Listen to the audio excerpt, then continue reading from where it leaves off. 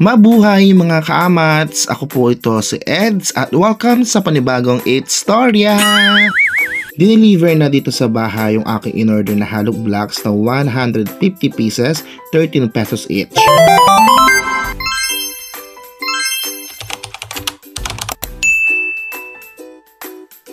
Kaamats, itong video ito ay day 6 na ng aming house renovation.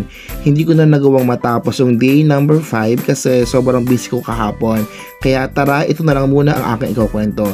So ngayong araw nga ay pupunta ako sa bayan para mag-withdraw dahil bibili na ako ng mga yero na gagamitin dito sa aking pinapagawang bubong. Dito ako dumaan sa may likod ng Kapitolyo kasi sobrang traffic dun sa parke. Kaya naman pala traffic kasi ngayon nga pala ang araw ng OTK ng mga bagong pasan teachers.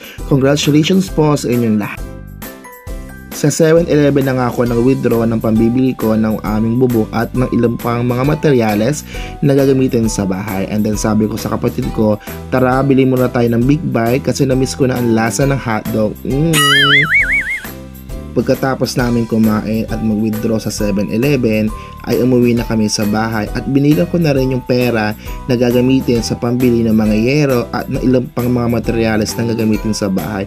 Sobrang kinakabahan na talaga ako kung aabot ba yung perang hawak ko kasi ngayon nga pala yung araw na magpapasahod din ako sa aming mga manggagawa.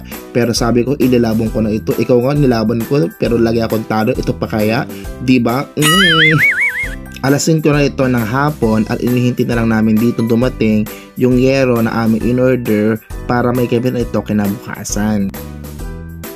Hello mga kaama! So today is Saturday, June 22. Andito ako ngayon sa labas ng bahay namin kasi inabangan namin yung delivery ng mga yero.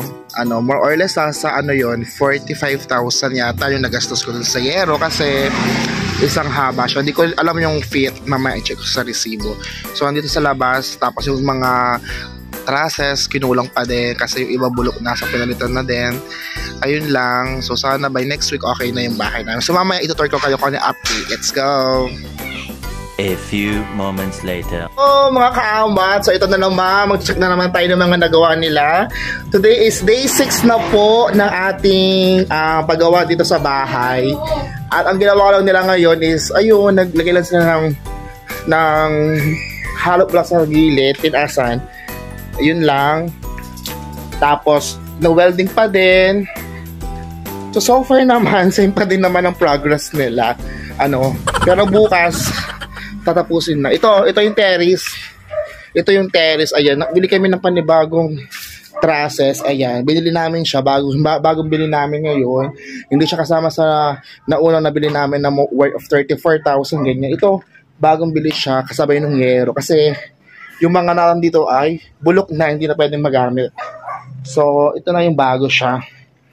Hindi na nga siya pipinturahin kasi wala na itong pintura. Pero anyway, sana bukas may kabit na to para by Monday ang target na manalagan to ng bubong. Kasi bukas is Sunday, yung ibang trabahador namin, 4 kasi sing kinuha namin, arawan ang ginawa namin. Ayaw namin ng pateo kasi nadala kami dun sa last time na paggawa ko. Sobrang feeling ko winas or whatsoever. Ganyan. Kaya inarawan ko siya. So ngayon, update lang dito. Ayun, okay na yung mga baka, na ilagay na yung mga iba, kalahati na lang, tapos may mga semento na naman yung tabi, and then papalitadahan siya, kaya nagbili na naman ako ng buhangin, semento, kasi pinapalitadahan ko na siya. So sobrang mahal talaga ngayon ng materials. Ayan, so pinapagawa ko itong taas kasi dito na ako titira. Tapos yung jowa ko, dito na kami magsasabo. Ay, jowa! Ayan, yun lang naman. So hopefully meron na to, very good. So yun lang, tingin-tingin lang tayo.